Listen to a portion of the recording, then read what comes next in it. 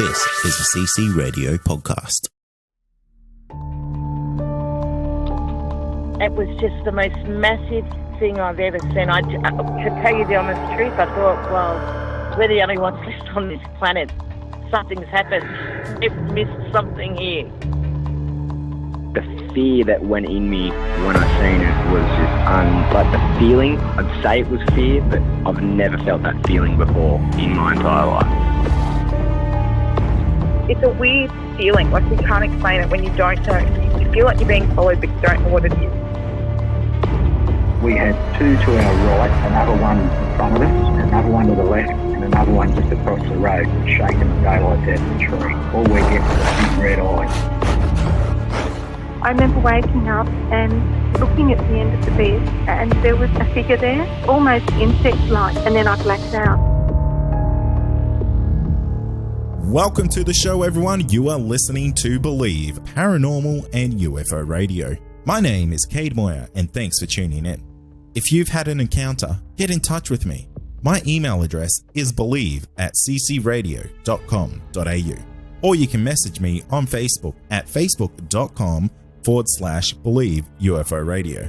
If you enjoy this episode, there are a few things you can do to help the show. Firstly, you can go to iTunes and leave us a 5-star rating and review, or you can share the show around social media with your friends and family, and that will help us grow. Tonight I'm joined by Anne and Renata, who are paranormal investigators down here in Australia. A lot of the listeners probably know this name because these two ladies are gigantic over social media.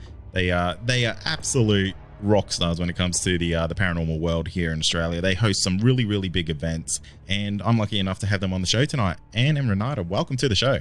Hey, Hi. thanks for having us. Thank you so much. It is the first time I've had two guests on the show before at one time, so this is the first for me. I feel very, very spoiled. It's double trouble, you know. I'll be keeping you guys on a short leash tonight because I see you on your live streams and you girls get out of control. Oh, maybe just a little. I'm the naughty one. I'll own it. Every time I get upset if there's a troll on. So what got you guys into the paranormal? Because you have been doing it for the longest time. Oh, who longer than me? Much longer than me. Years. You've always got to get that in, don't you, Anne? Yeah. Every single time. Oh. So I have really had a love for this forever, ever since I can remember. I was the queer little child in the corner of the local library picking up all the mystery books while everyone else was looking at sewing or fashion or whatever it was, and started reading, weird stories and mysteries and paranormal things. So it was always something that I was really interested in, but my family, my mother and father, really didn't sort of encourage it. So it was only when I got into high school that I could really start to work on that passion even further, and that meant just more research, more reading, more going to the library, because back then in the olden days, this was before... They wrote on stone tablets. As I said, I'm the naughty one. Yeah, yes. Inkwells and, all of that. See, she's undone me already. It's been 2 seconds and I can't put 2 words together. You started to see dead people, Renata. You saw dead people. I did. I saw dead people. But yeah, when I got to my mid-20s, I actually got into doing psychic readings. So I learnt tarot and discovered that it was something that was very, very familiar to me. And after a few years of study, I actually started to do readings for people, and it sort of progressed from there. So got into working at a few sort of centres, spiritual new age shops and things, and one thing led to another, and started my own little business with a friend. And as often happens when you're working with other people, It wasn't the right friend. it wasn't the right fit. She didn't have the right friend till Wasn't she the right met fit. me. The vibes weren't correct. And we were running that spiritual business, but we were also running a small ghost tour business at that stage. And the way we split it was she took the spiritual New Age shop and I took the ghost tours. And that was about 12 years ago decision. now. And I've been powering ahead ever since. That's the show over. Yeah, that's it. Yeah, well, Done. thanks Done. for coming. Thank you. See you later. So, Renata, was there a catalyst to you going down this path and kind of going down it in a professional sense? Yeah, money. She wanted to rip everybody off. And then I realised there's no money in it. And then I was too far down the rabbit hole, and I just loved it so much that I thought, oh, I can't give this away. I like this stuff too much. It's too mind-boggling. I'm learning too much. It's too fascinating. So I was going to do it either way. But yeah. So look, it was something that I always loved. There's no way that I can think of my life being any different at this point in time. So I just had to do it. Growing up with that absolute passion for the paranormal from such a young age, knowing that's kind of what you wanted to do later in life, did you find that tricky to, I guess, talk to people about? Oh, well, I did I? Not back then in the dark ages. No, they would have when burnt a her woman at the was still stake. a woman was still supposed to be tied to the kitchen sink. No, you were supposed to finish high school, get a good secretarial job, marry a nice man, have 50 children, and then die quietly in a corner somewhere. You haven't ticked any of those boxes. No.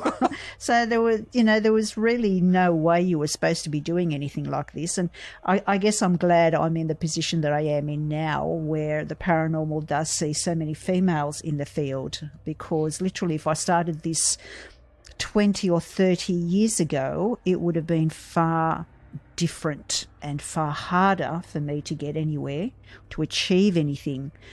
So, this is a great pivot point in life for women who want to be in the paranormal.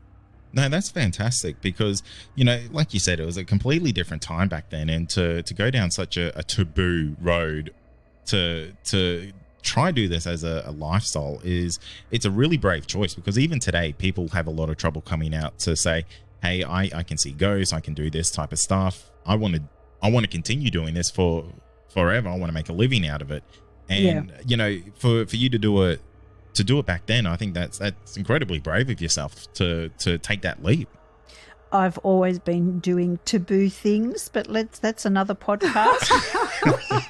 we won't go down there today. But yes, maybe we'll turn to Anne. Anne, how about you? She's trying to deflect. I am. So yeah, Anne, actually, how did you get into the whole paranormal world? What was there a catalyst for you? Was there some point in time where you just kind of switched?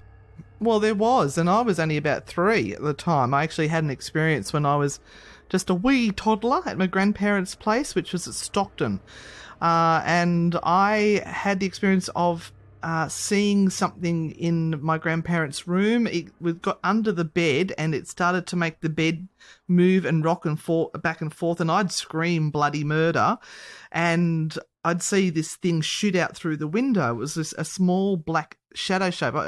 If anyone watched Mr. Squiggle, to me it looked a bit like Mr. Squiggle. And that is what kicked off my interest. Of course, everyone said it was my imagination, but this happened over and over and over at my grandparents' place. And I think that their land was like Aboriginal land. So I think I was seeing some sort of native, natural, elemental spirit of the land. But all through school, I was too like Renata, reading every ghost story book I could get hold of. When all the other teenagers were under the stairs holding seances and doing that stiff as a board, light as a feather, I was going, but what if one of us has ability and we can open a doorway and we let something through we can't control? So I had this instinct right from the start that there was something bigger out there in that world than what I could see with my own eyes. And it wasn't until I went over to my niece's house one day in my 20s and I saw on Foxtel a ghost hunting TV show, and they're running around with gadgets, and I'm going, oh my god, there's gadgets to detect ghosts?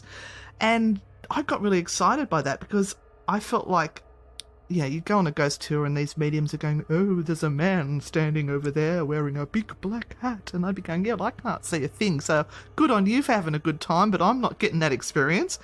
So the fact that I could hold a gadget that if I stuck it in the corner and it flashed, I could go, oh, that's a ghost. Then that really got my socks rocking. So that's where I developed my fascination for technology and the ghost hunting world, and eventually led me to own and operate Australia's largest online paranormal equipment store, Ozparatech. Plug. But links below. It was also wanting to understand how and why these gadgets supposedly worked. And the more I learnt about them, the more I realised people weren't using them with the correct knowledge. Right, okay, because, see, I've never gone out on any investigations or anything like that. I'm very, very vanilla when it comes to my experiences within the paranormal realm. And I've seen so many videos of people out there doing investigations that have like these things like K2 meters and stuff like that. And it's all this really fantastic type of, I guess, equipment. But there's really no ever good explanation behind how it works. It's kind of like, oh, if there's a ghost near there, it might light up.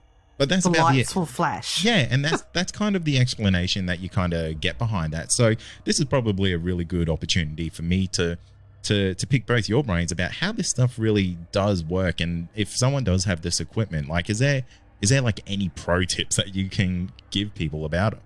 Well, this is what we've been trying to teach people. We've been running something called the Australian School of Ghost Hunting, where we've been doing introductory classes to paranormal investigation so they have a better understanding of what the equipment is about.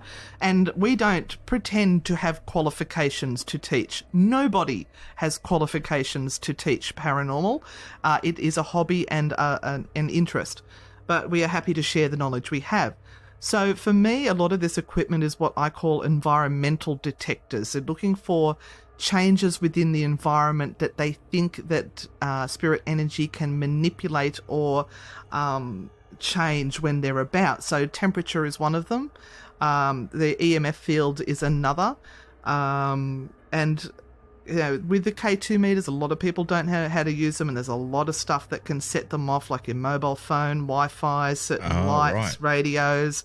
There is a lot. But plus environmental conditions as well. So once you work out what is the man-made stuff, then you've got to look for anomalies within that area. Things that shouldn't be there, that you can't explain why that meter is going off, or get it to go off on command. Like, if you are here with me, could you flash to the red lights twice? And if you get it to do that twice, then you've got an intelligent response rather than just going, as they're holding it on their mobile phone, going, oh, look, there must be a ghost here, as it's flashing because they haven't put their phone off. And also magnets on. There's a lady who thought her handbag was haunted because every time she put the K2 towards her bag, it was going nuts. And it was because she had a magnet on her handbag. So I could imagine there's people out there who have this type of equipment then aren't very educated about the do's and don'ts with it and could be just spooking themselves to death because they're putting it near their phone. They're putting it in, like you said, their handbag that has a little magnet clasp on it. Yeah. Some of them don't want to know. They're quite happy sitting in ignorance and saying that, yes, that is a ghost. You can't tell me otherwise. And we get sent so many photos, don't we, Renata, of supposedly ghost apparitions or orbs and things like that, or somebody's blown out some smoke. And we say to them, look, this is what it looks like to us. We weren't there, so we can't say for sure, but that really looks like smoke to me. And, they get up in arms. Oh, they weren't smoking. It was taken 7 years ago and nobody was smoking at the time. And, they get very upset. It's a really tricky thing because I'm in the same boat with you guys. I get sent pictures of orbs and weird things all the time. And I used to be a photographer back in the day, and I really hate to be the bearer of bad news to a lot of these people because, you know, a lot of these people will be taking pictures on their phones and they'll have the flash on. And they might be in an incredibly dusty room and they don't realize that the flash is just lighting up particles of dust. So that's why you look like you're in a room full of orbs or something like that. No, it's their grandmother. Their grandmother's come to visit. Don't you tell them otherwise. Yeah, I know, and that's the worst part of it, because you kind of have to almost let them down a little bit softly for things like that. And you get people who send you the pictures that have the red circles around things, and it's kind of like, well, I think if you have to draw the red circle, there's probably nothing there, mate. Yeah, it's one of those fields where if someone decides that it is something that is truly important, then you do have a very hard time to try and tell them otherwise. And I'm like you, I did photography for a number of years. I worked in a photography studio. I was a professional photographer. And I had to tell a lady this a few weeks ago when I sent her a message to say, I don't think this is paranormal. And she said, well, I don't think you know anything. You have no right to be on national TV talking about this when you know nothing. And then I sort of turned around and went, well, actually, I do.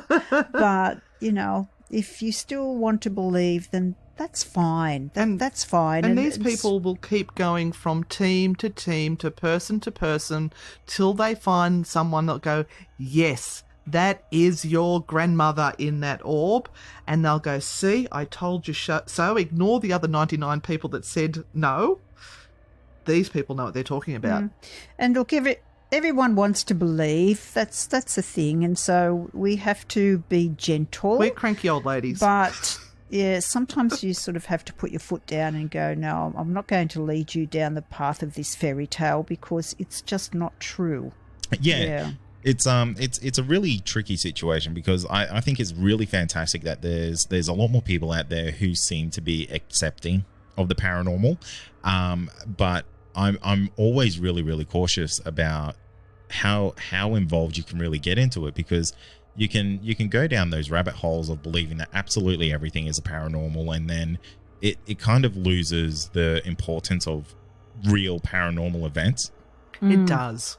People start to think you're not serious, and there are a lot of people out there who are very ready to believe that this whole field is just bunkum. And the more we treat there's the cynics, and the cynics who, like a ghost walked up and smacked them across the back of the head and said, boo, they still won't believe you. I think they're just as bad as the people who believe without questioning. Yeah, 100%. You've got to meet in the middle. Yeah, totally. Because I encounter both those types of people when it comes to this podcast, because there'll be people who will have encounters with someone else right next to them, encounter the exact same thing, be it a Yowie, a UFO, a ghost, and one person will say absolutely didn't happen, and the other person's here, they've just crapped their pants because, you know, they've just seen the most amazing thing that they'll ever see in their life. And like, what a moment to really be taken away from you, because one other person's just robbed the highlight of it from you because they don't believe it. Yeah. And then the shoes really goes on the other foot, that someone sees a satellite through the sky and claims that they've been seeing UFOs their whole life. It takes the shine away from people who have had genuinely amazing UFO encounters. Yeah. Yeah, we've been down that track before too, haven't we? Have. Yeah. So you guys have been doing this for a while now, and you go out and you actually do these ghost tours, and a lot of the listeners of this podcast have probably seen YouTube videos with you guys in it before. What are some of the more amazing things that you guys have run into, be it together, be it alone, on any tours or anything like that? Because I believe, Anne, you kind of have a medium kind of ability to yourself. Is that correct? And now, a quick word from our sponsor. Also, are you wanting more content? Why not become a Believe Plus member? You'll get access to exclusive podcasts and episodes that aren't available to the public. Not only that, you'll also get our regular feed without any ads. Head to believepod.com/plus to sign up today for just $5 a month. I don't tend to embrace my mediumship or my psychic abilities so much when I'm in the field. I like to use the technology, and I use Renata as the medium. Although I am starting to try to use it a bit more, because I've had quite a few hits, and I've suddenly realised that I actually do have ability. I sort of tried to say I was a psychic brick. I've got nothing, but I think that was actually a defence mechanism on my behalf. How all of this started, though, was that over a year ago, we started to introduce table tipping and glass dowsing on our tours. And what was happening was that instead of the ghosts of place reaching out, it was family members that had passed over. It'd be over 2 years ago. Reaching out to those who were sitting at the table going, oh my God, we've got an opportunity. Let's hit them with a piece of information. You're kidding. So we're giving out these huge, lovely messages to these people, and we've got like 2 minutes, and we're saying to these spirits, come on, we've only got 2 minutes. If you've got a message, please give it to us so that we can pass it over. We even had a murder victim come onto the table of they were saying they were murdered, and the person on the table burst into tears and said, yes, that is my brother or someone who was murdered. And we're going, oh my God, okay, well, they've got a message for you. This person did it. So we decided to take that off the tour and start to do private seance sessions. We call it the seance parlour. And this is when I guess Anne started to develop more, because we were in a private session giving through private messages and using music and using a whole variety and range of ways to connect and allow the people at the table to connect and feel comfortable in doing so. Mine came through as music. Yeah, amazing things started to happen. I just have my YouTube, and I would just have a song that would pop into my head, and I'd start playing it, and they'd go, oh yeah, that's the song that I danced at the wedding with my father, and the father had already identified themselves as coming through on the table, because we'd say, don't tell us anything until the end of the session, because we don't want to be front-loaded, second-guessing ourselves as to what's happening. And there's one particular one, and I think that was when that hit the nail on the head for me, was I had in my head a TV show or something called Peyton Place. And I'm going, I don't even know if this is a show or what it is. So I'm trying to find a theme for Peyton Place. And I found it. I went, oh, wow, there is a show. And I started playing it. And the lady's gone white. And then she's gone, thank you, Peyton, for coming through. I miss you, darling. It was her daughter. Wow. So the Peyton was her daughter. And I just went, holy shit, I got that.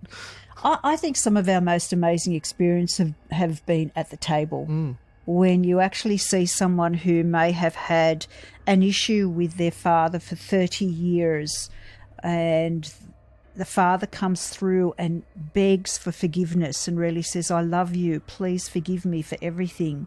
And you see this older gentleman breaking into pieces because he's wanted to hear that all his life, and finally he's getting this message. That's amazing. They walk out completely changed. Yeah. And a burden lifted from their shoulders. Yeah. Yeah. That's incredible. That must be insanely rewarding. Yes. Yeah. We like to say that we are in service of spirit. So we try to help them get the messages to those who need them. But we're still surprised every time it happens. Let that not be. Let that be said. It's like we'll People say will walk something out the door and we'll go, "Holy sugar! Did that just happen?" And we're going, we've got a horse at the table with us. Does that make sense? They're going, yeah, my horse died last week. We go, shit, we got that right. Wait. Are you saying that it's not just people that come through, but animals as well? Yeah. Yeah. Wow. We've had birds, we've had dogs, we've had cats. Specifically come to the seance parlour to speak to their beloved pet. Yep. And I know one particular one that came through one night, and she said, oh, can you tell me the first letter of your name? And it did a big R or something. She gone, yeah, that's my dog Roscoe or something. And apparently that the dog had drowned in the pool, and it was only a puppy, and she had felt such guilt for allowing the puppy out the back to play that she had come to the seance parlour to speak to her dog to say apologise. Sorry. Yeah, to say sorry that she allowed it to happen. The dog forgave her, and there was tears everywhere. Tears Okay. every single time. I have to ask you because, and this may just sound like the dumbest question that you may ever get when it comes to the paranormal, but how do you communicate with these animals? Like, do they bark twice for yes, one for no? Oh, I love it. I have found at times that what happens is that someone comes through with them and is their speaker. Speaks on their behalf. Which I know sounds really weird, but who are we to wonder how all of this stuff happens? But that's how sometimes they have come through. They've actually come through with someone who is there. Grandma or somebody will bring them through. And they will say to us what the animal wants to say. Right. Because, I mean, it kind of would have been pretty amazing if the dogs were barking twice for yes and one for no. Meow. So, okay, that's really, really interesting stuff, because to go out on these ghost, I guess, tours, and then it kind of just fate takes control of the situation and turns it into a seance without it really meaning to be that. Do you find that the emotional energy in the situation just explodes to unreal levels, and does that actually change the atmosphere of what's going on? Absolutely. So if people come in cold and they have a front where they're not prepared to put an effort in to connect, it is a very dull tour. We always ask people, please, just for the period of time that the tour is on, pretend you are the best psychic in the world or the best ghost hunter. You are here to have the opportunity of your life. Just give it all that you can. And that's when things start to happen. Yeah. We always ask the question at the beginning of the tour, so who's been to the jail before? Some will put their hands up. Who's never been to the jail before? Some will put their hands up. Who's been dragged here by their partner and don't want to be here? Hands go up. They're the ones we say, okay, just pretend tonight. Yeah, and do you find that you convert people over to being believers? Ours is not to convert. Because we don't have time for that in a 2-hour tour to convert. Conversion takes immersion. Takes drugs I and sound lights like flashing. a priest. I don't want to sound like a priest. But we have had people who come and say, I've been curious for a really long time and you've convinced me that there's something worth looking at. We just give them the best chance to have an opportunity to interact. So we don't do a ghost tour where we tell stories about ghosts. We put them into situations where they can hopefully experience a ghost or use technology to interact, or the ITC equipment, which is the communication, like the spirit boxes and things like that, where they may actually speak. So we just try to give them the best opportunity we can. Yeah, no, that's fantastic, because someone could have that same experience with the person next to them and really take it in their own way. So something could be so much more meaningful to Jane, who's on that tour, to Joe, who was like, oh, that was just a door slamming. But for Jane, that could have been life-changing type of stuff, because everyone has their own reactions when it comes to the paranormal. And I was just wondering, and I was just kind of wondering if someone's walked out of there just like their world has been turned upside down from what they've experienced with you guys. And I can imagine the seances that you guys do would absolutely achieve that. Yes. The seances have taken age-old hurts that people have had, cracked it wide open to allow that wound and I like to say the pus ooze out, and then allow that to start to heal fresh. And we have boxes of tissues on standby, because we know that if we make that sort of connection for people, that the tears will flow. Yeah, I could imagine so. We had one particular seance where these two beautiful young ladies came in, and they really didn't say why they were there, other than they wanted to have a bit of an experience and they wanted to connect with family. And so we did this seance, and the lady that was sitting next to me was quite pale, and she was quite very quiet, frail looking. Very frail. And when they left, I said to Anne, she didn't look well. There's just something not right. And I'd picked up on it as well. I just don't know. It's something there that sort of said to me, it doesn't look good for her. And a few months after this particular seance, the other young lady actually sent a message and said, I really, really, really want to thank you for the seance that you did. My sister passed away not long 2 after weeks after the seance. the seance. Oh, wow. It was that seance that allowed her to pass with Peacefully. peace and dignity, because Wow. she knew there was someone waiting for her on the other side. Yeah, so it turned out she had terminal cancer and she was right at the end of her life journey. And we didn't know that. Nobody had told us.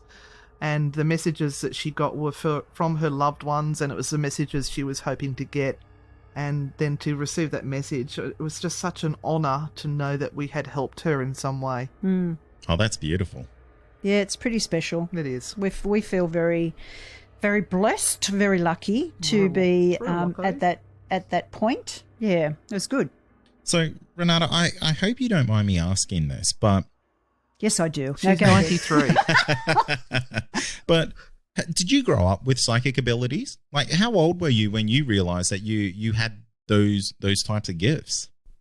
I wouldn't have said that I had psychic abilities. I would have said that I was strange, because I wasn't like anybody else. She's still strange. And I mean, I was always strange because when I started school, I didn't have an English language.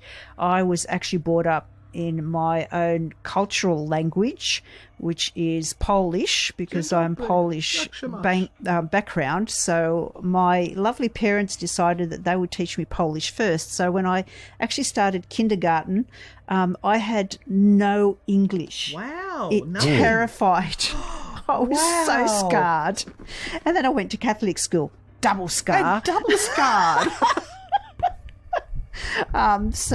Yes, I was always strange.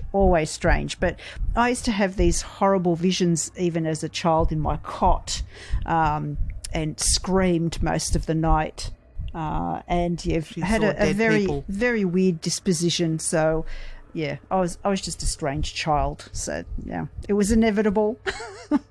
Was there an age where you realized that this was something genuinely special?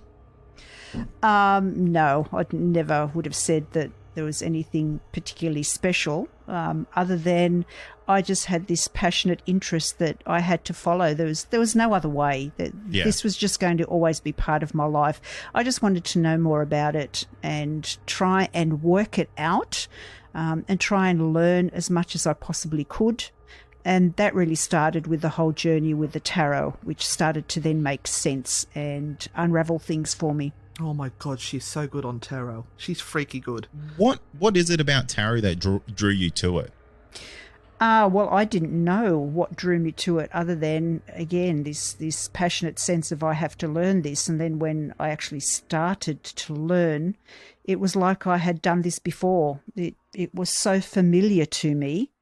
That's one of those moments where you go, oh, this is a piece of the puzzle that I've been looking for, and now this fits, so therefore everything else needs to adjust. It was a bit like that. So it was just finding that piece of me that I needed. It's interesting, because I do see the live streams that you do, and the tarot live streams you guys do are absolutely fantastic, because it looks like you are having absolutely the time of your life when you're doing it. And I guess we allow ourselves to say almost anything. We let the inner child run amok, and I read naughty cards. And I think that's great, because one of the things that I guess I really try to portray when it comes to the paranormal is that not everything is scary, not everything is doom and gloom, because absolutely a lot of people think that. A lot of people genuinely think that. And look, I'll be a little bit guilty. I do love putting on stories on my podcast that are this, the ones where people have these encounters where I don't even know how you go on living a normal life after that. They probably don't.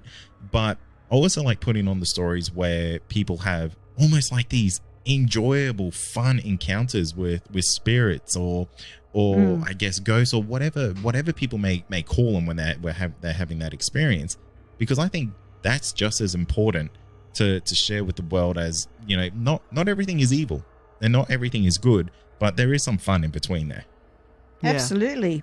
Well, in the mid 1800s, it was something that the whole family did when it came to seance work. They had the kids at the table and they taught them that this was part of life and that it was all okay to connect with your dead relatives. There was none of this business of, oh my gosh, it's all demons and doom and gloom and evil entities. And they'd lay the dead out in the parlour and Yep. sit with them and Yep. hold their hands and talk to them, whereas now we shun lock all of the that. dead It's, away yeah. and don't talk about it and don't be sad. Yeah. And it is also our perception of what we feel that is right and what is wrong. There are a whole lot of cultures around the world that go to all of these extremes of belief, and it is just part of life to give you a full and rounded ability to understand what birth, life, and death is. You have to experience all of those things. So you guys have been doing this for about 15 years now. Is that right? I've been a paranormal investigator for about 10 years. Renata's been doing it for about 20 years. I've been interested, as I said, since I was a teenager. So that was, 5 years ago? Yeah.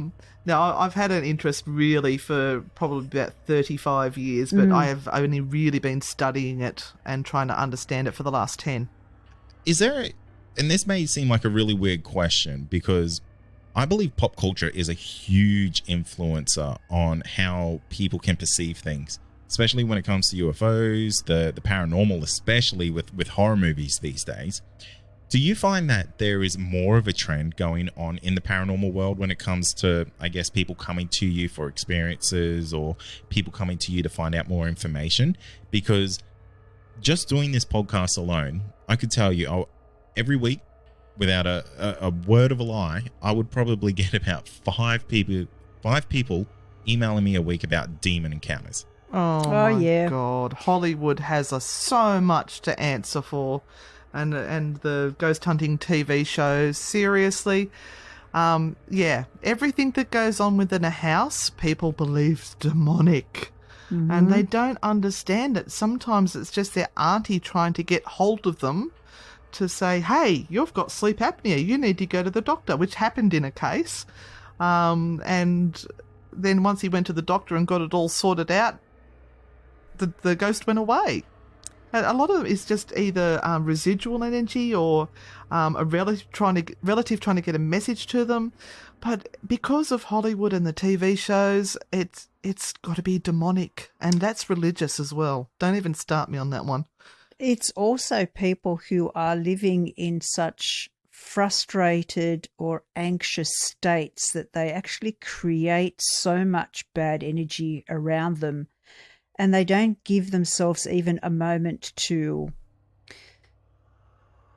change that energy or to shift it or to do anything. It just piles on and on and on and on and on, and then you really just drown in it, and it becomes this living energy all on its own in a house, and it can really do your head in sometimes. Yeah, you and know? God help you if you own a Ouija board. You're damned forevermore. I must be going to hell 20 times over because I collect them. Look, I don't care what anyone says. I'm still never going to touch a Ouija board because, that's yeah, well, absolutely. That's the effect of pop culture's had on me. You know, Hollywood movies, You TV know what shows. they are, don't you? You know what they originally started off as? No, what? A dating game. Of course. It was Tinder for the oldies. It was designed for a man and lady to sit opposite each other in the late 1800s, and underneath the board their knees would touch. Oh, how naughty. And then they'd place their fingertips on a planchette and, do you love me? Yes. And that's what it was designed as. Wow. That genuinely blows my mind. I had no idea about that because, people say that Ouija boards, they're a tool, and if you don't know how to use the tool properly, bad things can happen. It's kind of like when you use a chainsaw. If you give a chainsaw to the wrong person, they can cut their arms off. If you give a gun to someone who doesn't know how to use it. Yeah, exactly. And I kind of look at Ouija boards that same way because, and this could be a completely misunderstanding from myself about it, because I absolutely claim to be no expert about anything when it comes to anything paranormal, anything UFO or Yowie related at all. I just interview people who have had the the most fascinating encounters that you'll ever hear. But I kind of see that the Ouija board is kind of like a tool to communicate to, I guess, the other side. And if you don't know how to use that tool properly, you could communicate potentially to the wrong thing. You can open up maybe, I guess, yourself to attacks from things that you may not want in your life. But it's different. Is that a safe The same thing will happen if you used an SB11 or an SB7 or and every single a pendulum thing, or dowsing rods, because everything is giving permission for the other side to interact with you. True. It's Right. just another piece of equipment, but because it's been on Hollywood and been demonized in movies, it's the gateway to hell. So, okay, then, would it be safe to assume that you should just genuinely be careful across the board with anything that you're trying to do when you're trying to communicate with spirits or anything like that? I treat the dead as I would the living, with respect. So if I was going to meet someone that I didn't know for the first time, I would be very polite and I'd introduce myself. I'd try to find out a bit about them. And at the end, I'd say, look, thank you so much for that. That was great. Nice to meet you. And I'm going home now, but you can't come with me. So it's always that for me, it's a politeness thing, and it comes down to permission. How much permission are you giving them to be in your life? That's some good words there, because I can imagine a lot of people like myself probably have a very similar idea about this type of stuff. And to have, I would say you two are probably fairly professional about the way that you go about things. We Have faked that, it well. to kind of have that, I guess, stance on it is a really good move, because some people might be out there looking to, potentially get in contact with a past relative or a loved one, and just are scared of doing it. But if you do it the right way, it sounds like it's a good thing, it's a safe thing, and something that everyone can enjoy. Yeah, set your boundaries, set your rules and your intentions. And if you don't like what's happening, say, okay, thank you, but no, off you go. Yeah. You're the one in charge, no one else. So one of the final questions that I have for both of you, and I've spoken to a good handful of paranormal investigators doing this podcast. Have you experienced the paranormal hangover from communicating with spirits? Yes. So it's a genuine thing. Yeah, we call it the para hangover. It is a real thing, and a lot of it is to do with the fact that you are dehydrated and you're not drinking enough electrolytes during the night, so that you will end up with headaches the next day, fatigue, body aches. And also, we're old. In most cases, well, I'm just going to interfere with that last statement and just whatever. say, in most cases also, because you are focusing, you're actually using your brain and your mental capabilities, and you're focusing for a long time, and you're also using all of your senses and being hyper vigilant. You're also flooding your body with adrenaline, and that's giving you an adrenaline kick, which afterwards, once that kind of all dissipates in your body, you have one of those moments where you just want to go to sleep or eat lots of carbs. Yeah, this is the problem too, that during the night, when they're trying to stay awake, they're drinking those energy drinks, or they're eating stacks of lollies and sugar, and all of that it's just such a bad effect on your body. Right. So it's not the spirits taking the energy from your bodies or anything like that. No, not that I maybe a little bit, but no, really, it's man-made. It's us being silly buggers. Yeah. And look, there have been times when we've gone home and noticed that something isn't right, that we're a little bit not ourselves. And we try and catch it, but sometimes there are days where, a day or two might go on. And you start to have thoughts of like, I'm not good enough. Oh, I can't do this. Why am I doing this? Why am I speaking up? And it's all these self-doubt things start to creep in your head. And that's when we think, I think we might have brought a hitchhiker home. I think I forgot to clean myself off a little bit there before I left.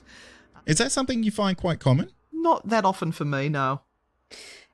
Look, vulnerability has a lot to do with it. And we go back to this whole thing of how strong are you when you're going into this type of scenario? And part of the work that every paranormal investigator needs to do is work on their self and their own skill set and how they believe they can come forward into a situation and deal with it. So you can't come in being vulnerable. You can't come in going, oh, someone else will protect me, or I've got my cross or my medal, or that's going to do the trick. Somebody's given me some rosary beads. I'll just hold that in I'll be front of me. fine. I've got no belief in it whatsoever. So you have to have an inbuilt system where you go, no, I am in charge and I'm going to stay in charge no matter what happens, because you have to save yourself in that environment and anybody else that is with you. The last thing a group wants to see is the tour guide running away. Which we have heard of. That is the wrong thing to have happen. It's either the best or the worst ghost tour that you'll ever go on. It's both, I would say. So we have to be there and be the people that when something occurs, you've got to have the answers. You just can't go, maybe you should just go home and call a medium or a psychic and they'll help you, because that's just not good enough. Yeah, we make sure we clear everyone off at the end of investigations and teach them, if they want to go further, what else they can do to remove any energies. They always say, oh, what happens if I take something home? Every tour they say that. Yeah. I just don't want to take anything home with me. Do you want to take something home with you? Yeah. What makes you think you're so special that they want to go home with you anyway? So, yeah. No, that's fantastic to hear.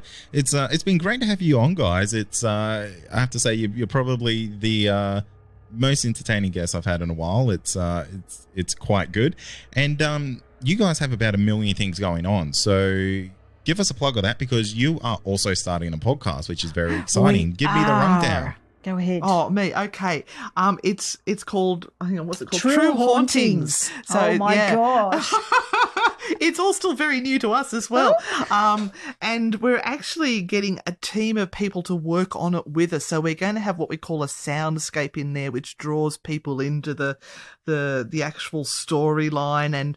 And then we look at some of the big cases and some of the cases you may not have heard of, and dig down into the actual phenomena, the people involved, who had something to gain from it, where the stories don't line up, and how we look at it through the eyes of being a paranormal investigator, and what we would have thought of the case, I suppose, if it was our case. Yeah. And also plug that Facebook page that you do, because you seem to go live every night almost. I know it's not that often, but I swear I get a notification for you guys all the time. Yeah, I should say that the podcast can be found on iTunes and Spotify. Now, the Facebook, we're on Anne and Renata Frightfully Good, because that's what we are. No.